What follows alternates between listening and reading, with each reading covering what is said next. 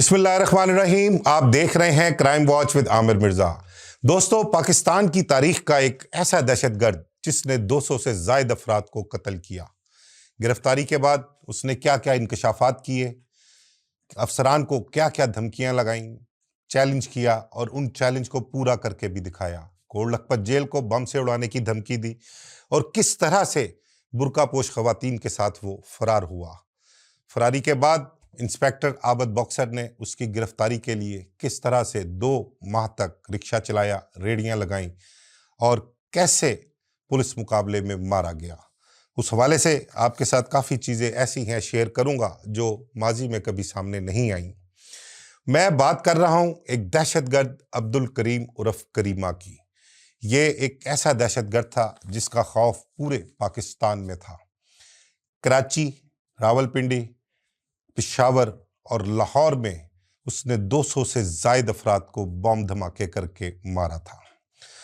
अब्दुल उर्फ करीम उर्फ करीमा के बारे में बताऊं कि इसका ताल्लुक अफ़गानिस्तान से था।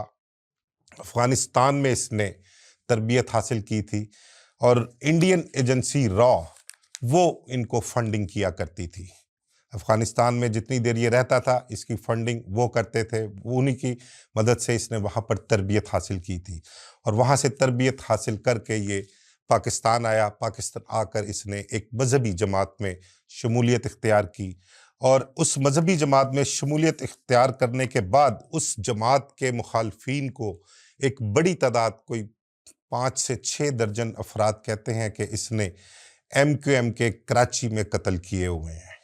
ये उसके MQM के जो मुखालिफ जमात थी एक मजहबी, ये उनके कहने पर या उनकी वजह से इसने कत्ल किए थे। उसके अलावा रावलपिंडी के राजा बाज़ार में एक बम धमाका हुआ था और वो बड़ा मशहूर वाक़या था। उसमें तो अल्लाह माफ़ करे ऐसे हालात देखने में आए थे कि मासूम बच्चों के जो जिस्म के चीथड़े थे वो बिजली की तारों के साथ लटके हुए मिले थे। इतना खौफनाक बम धमाका था। इसी तरह पेशावर में भी इसने बहुत सी कार्रवाइयाँ की थी। लाहौर में कई कार्रवाइयाँ की थी। लाहौर का एक बड़ा मशहूर ताज सैनिक में एक बम ब्लास्ट हुआ था, उसमें इसका हाथ था, ये मुलव्वस था उसमें। उस बम ब्लास्ट में याद होगा आपको, अगर पुराने लोग हैं तो एक सब इंस्पेक्टर मुसद्दक था, उसकी भी डेथ हुई थी। उसके अलावा को 3-4 लोग और उस बम धमाके में मारे गए थे। तो अब्दुल करीम उर्फ करीमा जो था ये पूरे पाकिस्तान में इसकी दहशत थी और पाकिस्तान की पुलिस को ये मतलूब था। बहुत से हमारे इदारे कानून नाफिज करने वाले इसके पीछे थे, इसके ताक़ुब में थे, लेकिन इसका कोई सुराग नहीं मिल सका था। एक दफ़ा अचानक होता है कि किसी नाके पर एक रिक्शे को पुलिस रोकती है और रोकने के बाद जब चेक करती है तो अंदर अब्दुल करीम उर्फ करीमा बैठा होता है। इसको रूटीन चेकिंग में मशकूक जानकर पुलिस अपनी हिरासत में ले लेती है और हिरासत में लेकर इसको थाने, मेरा ख्याल गालिबन नवाकोट पुलिस स्टेशन ले जाया जाता है और वहाँ पर इससे इंटेरोगेट किया जाता है। तो तफ्तीश के दौरान पता लगता है कि ये अब्दुल करीम उर्फ करीमा दहशतगर्द है।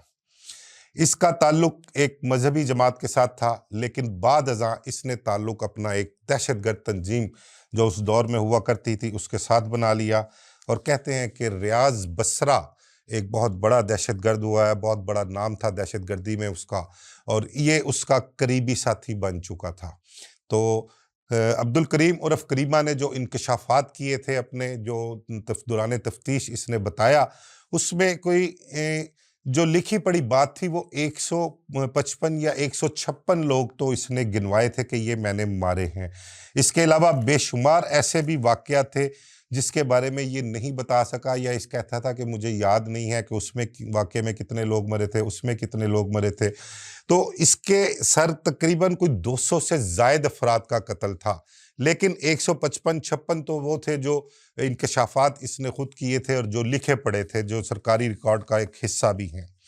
इसको गिरफ्तार किया गया, फिर इसके घर रेड किया गया जहाँ पर ये रिहाइश पजीर था। वहाँ से जो चीज़ें बरामद हुई, तो इसका ना एक तरीक़ाकार था कि ये जब जहाँ कहीं भी बम ब्लास्ट करता था या जिन लोगों को मारता था, तो उससे अगले दिन अखबारात में जो ख़बरें शाया हुआ करती थी, ये उन अखबारात की कटिंग्स करके ये अपने पास महफूज रखता था। तो वो कटिंग्स भी अखबारात की सारी बरामद हुई और इसने बताया कि ये वाक़यात जो अखबारात में छपे हैं, ये सारे मैंने ही सरज़द किए हैं, ये मेरे ही कारनामे हैं। इसके अलावा इसके घर से बम बनाने वाला सामान, बारूदी मवाद जो था और दीगर चीज़ें जो उसमें शामिल हैं इस एक्सक्लूसिव एक्ट के हवाले से, वो वहाँ से उसके घर से बरामद होती हैं। पुलिस ने बरामदगियाँ की, इसके इंकशाफात लिखे और उसके बाद कहते हैं कि उस दौर के जो पुलिस अफसरान थे, हायर अथॉरिटी थी, वो इसके इंकशाफात सुनकर बड़े परेशान और हैरान हुआ करते थे। और उन्होंने कहा कि इसको फ़ौरन से पहले ये जो है बजाय इसके कि ये हमारे लिए मज़ीद ख़तरा बने यहाँ पर या इसकी जान को ख़तरा हो, इसको जुडिशल करवाया जाए। इससे तफ्तीश मुकम्मल की और इसको जेल भिजवा दिया गया। इसने जेल जाने से पहले उस वक्त के एक अपना एएसपी हुआ करते थे कैप्टन ज़ुबैर, उनकी टीम इसे इंटेरोगेट करती रही, उसी ने तफ्तीश की थी और आबिद हुसैन बॉक्सर जो थे वो भी उस वक्त कैप्टन ज़ुबैर साहब की टीम का हिस्सा थे, तो उन्होंने भी इस हवाले से काफ़ी तफ्तीश की थी इससे। कैप्टन ज़ुबैर को जेल जाने से पहले अब्दुल करीम उर्फ करीमा ने कुछ बातें कही थी, कुछ चैलेंज दिए थे, उनको धमकाया था। उन्होंने कहा था कि मेरे से फ़लाँ फ़लाँ थानेदार और फ़लाँ अहलकार इन्होंने मुझ पर तशद्दुद किया है, मुझसे तफ्तीश की है, मैं इनको छोड़ूंगा नहीं। आप ये देख लेना, मैं अपना करके दिखाऊंगा ये। और आपके लिए ये है कैप्टन ज़ुबैर के लिए कि आपकी गाड़ी को भी मैं बम धमाके से उड़ाऊंगा, आपकी गाड़ी पर मैं बम लगाऊंगा। ये चैलेंज देकर वो जेल गया था कैप्टन ज़ुबैर को। जेल में इसने कहते हैं कि पौने 2 साल जेल में रहा है वहाँ और इसने जाते हुए ये भी कहा था कि मैं जेल से फरार हो जाऊंगा, मैं जेल से भाग जाऊंगा। इसने जेल में रहकर प्लान बनाया कि जेल को बम से उड़ाएगा, जेल की दीवार के साथ अपना बम फिट करेगा और वो दीवार टूटेगी तो ये वहाँ से फरार होगा। उस वक्त जेल में कुछ सिख मुलजम भी थे जिन्होंने कोई इंडिया का एक कहते हैं कि उस दौर में पता नहीं इंडिया का था या एक उन्होंने प्लेन हाईजैक के केस में थे, कोई सिख थे।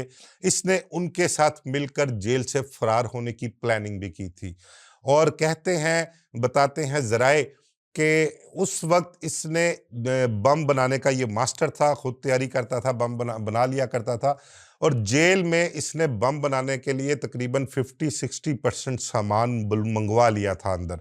अब वो किन ज़राए से मंगवाया था, किस तरह से, बगैर किसी जेल के अमले की मिली भगत के तो ये सामान चीज़ें अंदर नहीं जा सकती, लेकिन ये कामयाब हो चुका था।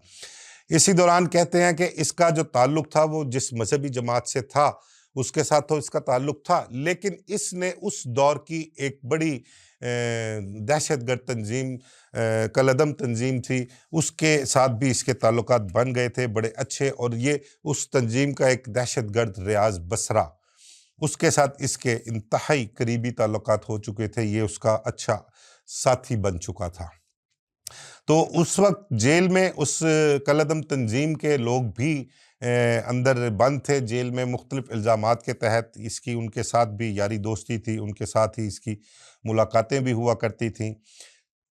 जब ये जेल से फ़रार होता है तो उसी तंजीम के कहते हैं कि कोई मुलाकात का दिन था, तो उस मुलाकात के दिन कोई 6-7 लोग जो ख़वातीन ख़ासकर उस दिन बुर्का-पोश ख़वातीन उनसे मुलाकातों के लिए आई थीं और उस मुलाकात के दौरान ही अब्दुल करीम उर्फ करीमा जो था इसको ख़वातीन की तरफ से एक बुर्का मुहैया किया गया, फ़राहम किया गया।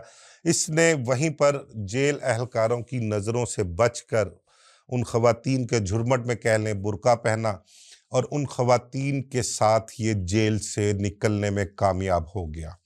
इसके जेल से निकलने की कामयाबी की बड़ी वजह क्या थी? वो वजह ये थी कि उस दिन जिस दिन ये फरार होता है जेल से, उस दिन एक स्टूडेंट लीडर है रईस टैंकी, उसके कत्ल में एक मुलजम था कादर सुल्तान टोनी, वो भी जेल में बंद था।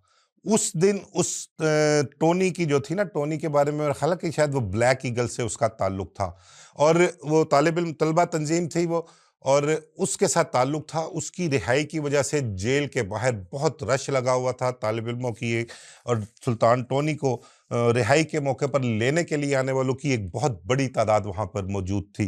तो जेल हुकाम वैसे ही चकराए हुए थे, वो उस रिहाई को संभालने में लगे हुए थे, उनकी ज़्यादातर तवज्जो उधर थी। उनको इस चीज़ का अंदाज़ा ही नहीं था कि अब्दुल करीम उर्फ करीमा जो है वो अपने फ़रार होने का प्लान कर चुका है, या वो इसी रोले गोले में, इसी रश में वो जेल से निकल चुका है। वो तो रात के टाइम, जब इसके फरार होने के कई घंटे तक पता ही नहीं लग सका। रात को जब बारकों में गिनती पूरी होने लगी तो पता लगा कि एक कैदी गिनती में कम है, और उस कैदी के बारे में जब इन्होंने खोज लगाई तो पता लगा कि अब्दुल करीम उर्फ करीमा जेल से फरार हो चुका है। और एक चीज आपको बताऊं कि जिस दौरान ये जेल में रहा है, उस दौरान अब्दुल करीम उर्फ करीमा ने कैप्टन जुबैर एएसपी को जो चैलेंज दिए थे, जो धमकियां दी थी, उसमें से एक फरार होने समेत और भी कुछ चीजें थीं जो वो चैलेंज पूरे कर चुका था। इसने जेल में बैठकर एक थानेदार जिसने इससे तफ्तीश की थी, उसका नाम गालिबन समर बताया गया है, और एक कांस्टेबल था खालिद, और एक कांस्टेबल और था उसका नाम मुनीर। ये 3 लोग उसने जेल में बैठकर मरवा दिए। समर अब्बास की लाश लावारिस मिली, मुनीर की लाश लावारिस मिली, और खालिद कांस्टेबल जो था वो अपने कमरे में मुर्दा हालत में पाया गया था। ये 3 कत्ल कहते हैं इसी के खाते में है, और इसने जेल में बैठकर उन लोगों को मरवाया था। किस कदर ये सोर्सफुल, किस कदर ताकतवर, और बाहर इसका नेटवर्क कितना वसी और मजबूत था कि इसने जेल में बैठ के ये सारे काम करवाए। जेल में बारूदी सामान, मवाद इसने सारा मंगवाया। फिर उसके बाद किस तरह से, कितने आसानी से ये बुर्का पहनकर जेल से फरार हुआ। इसके फरार होने के बाद पूरे पाकिस्तान में एजेंसियों को वक्त पड़ गया।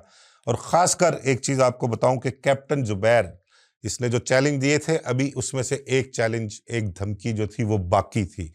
कैप्टन जुबैर को इसने धमकाया था कि आपकी गाड़ी पर भी मैंने बम लगाना है, आपकी गाड़ी को बम से उड़ाना है मैंने।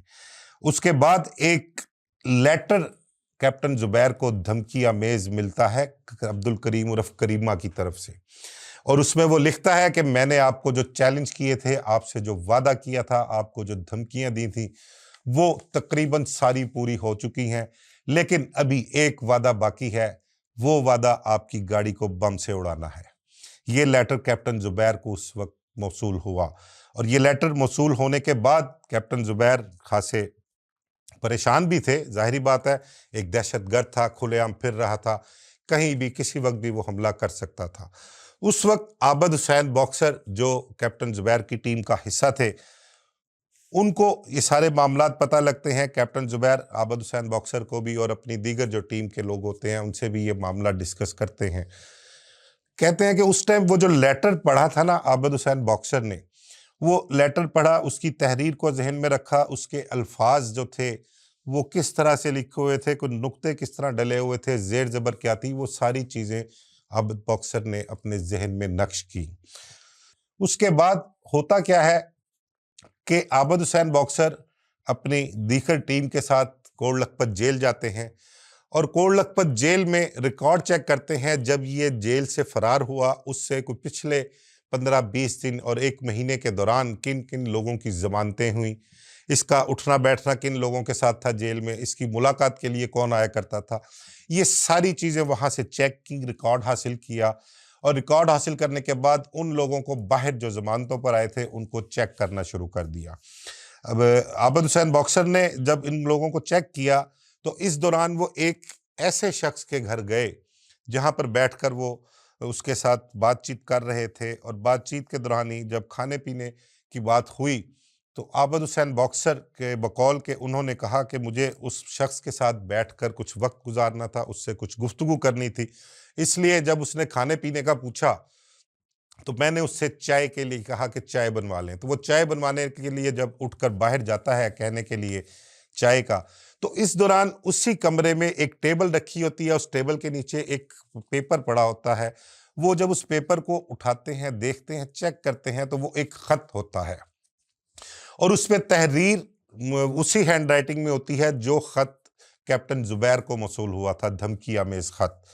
तो वो फौरन उसमें देखते हैं और उसमें जो पढ़ते हैं उस लेटर को, तो उस लेटर में लिखा होता है, वो तहरीर अब्दुल करीम उर्फ करीमा की तरफ से उस शख्स को लिखी गई थी और उसमें उसने लिखा था कि वो मुलाकात करेगा, आएगा इंजीनियरिंग यूनिवर्सिटी के गेट नंबर 2 के सामने।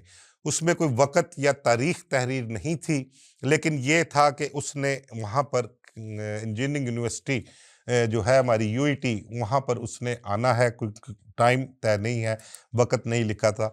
लेकिन इसके बाद, इस इन्फॉर्मेशन मिलने के बाद पुलिस को कुछ थोड़ा-सा हौसला हुआ कि हम किसी सही सिमत में जा रहे हैं अब्दुल करीम उर्फ करीमा की तलाश में। उसके बाद आबिद हुसैन बॉक्सर अपनी टीम के हमरा इंजीनियरिंग यूनिवर्सिटी के बाहर ताक़ुब में लगे रहे। उन्होंने हुलिया बदला, हुलिया चेंज करके वहाँ पर कहते हैं कि 2 महीने तक, जो आबिद हुसैन बॉक्सर ने बताया कि वहाँ पर वो 2 महीने तक रिक्शा भी चलाया, रिक्शा लेकर खड़े रहते थे, मुख्तलिफ़ किस्म की रेहड़ियाँ लगाई उन्होंने। बिलाखिर उनको कामयाबी मिलती है। वो देखते हैं कि एक दिन अब्दुल करीम उर्फ करीमा एक मोटरसाइकिल पर साथी के साथ अपने आता है, ये पीछे बैठा होता है और आबिद हुसैन बॉक्सर जब उसको देखते हैं तो देख के रिक्शा घुमाकर दूसरी तरफ लेकर जाते हैं उसके ताक़ुब में। और जब उसके करीब पहुंचते हैं तो उसने उसके पास जो है वो पहले ही अपना एक्टिव होता है और अपने इर्द गिर्द नज़र रखता है। उसको ज़रा से भी जब भांपा गया, उसने हालात को और आबिद हुसैन बॉक्सर को देखा, तो उसने पिस्टल निकाल कर आबिद हुसैन बॉक्सर पर फायरिंग कर दी। जबकि आबिद हुसैन बॉक्सर वो तो थे ही मिशन पर, अपने उसके ताक़ुब में थे, उसकी गिरफ्तारी के लिए वहाँ कोशिश कर रहे थे। उन्होंने भी अपना असला जो पहले से ही लोडेड था निकाल कर फायरिंग की और क्रॉस फायरिंग में ये अब्दुल करीम उर्फ करीमा दहशतगर्द जो था ये मारा गया।